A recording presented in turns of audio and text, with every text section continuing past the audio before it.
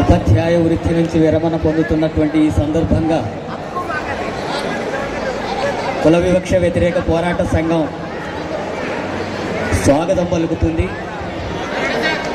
ఎందుకంటే ఈ సమాజంలో కొనసాగుతున్నటువంటి కుల అసమానతలకు వ్యతిరేకంగా ఉద్యమాన్ని నడపాల్సినటువంటి దానికి మరింత సమయం కేటాయించడానికి అవకాశం దొరుకుతుంది. కాబట్టి కేవీపీఎస్గా ఆహ్వానం పలుకుతున్నాను.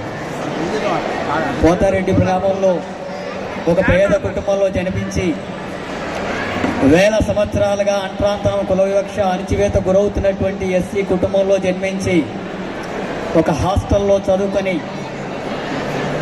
గొరటి వెంకన్న లాంటి వాగ్గేయకారుడితో లాంటి వాళ్ళతో కలిసి చదువుకొని వెంకటరెడ్డి గారు లాంటి టీచర్తో శాస్త్రీయ విద్య ఆలోచన విధానాన్ని సమాజంలో మార్పు కోసం ఆలోచించేటటువంటి విద్యను నేర్చుకొని విద్యార్థి ఉద్యమంలో వామపక్ష విద్యార్థి భావాలతోన ఎస్ఎఫ్ఐ నాయకుడిగా, అలాగే టీచర్గా, అలాగే కుల వివక్ష వ్యతిరేక పోరాట సంఘం జిల్లా నాయకుడిగా ఉమ్మడి జిల్లాలో కూడా పెద్ద ఎత్తున ఉద్యమాలు నడిపినటువంటి నాయకుడిగా పనిచేశాడు. ఈనాటికి దేశంలో దోపిడీ కొనసాగుతుంది, కుల అసమానత కొనసాగుతుంది. ఈ అసమానతలకు వ్యతిరేకంగా పోరాటం అనేది ఒక ముఖ్యమైనటువంటి అంశం. ఒక టీచర్గా విద్యా బోధనలు పిల్లలకు నేర్పడంతో పాటు ఈ సమాజాన్ని కూడా మార్చాలనేటటువంటి లక్ష్యం కోసం పనిచేసినటువంటి సందర్భంగా అలాంటి వాళ్ళు చాలా అరుదుగా ఉంటారు. అలాంటి వాళ్ళలో నా మిత్రుడు పరశురాములు ఒకటి.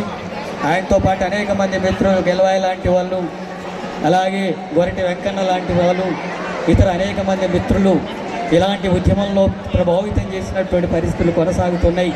ఈ ప్రాంతంలో కానీ జిల్లాలో కానీ ఈ సామాజిక ఉద్యమానికి ఉపయోగపడేటట్టుగా భవిష్యత్తులో వాళ్ళు సమయం కేటాయించాలని చెప్పి కోరుతూ ఈ అవకాశం ఇచ్చినందుకు ధన్యవాదాలు తెలియజేస్తూ ముగిస్తున్నాను.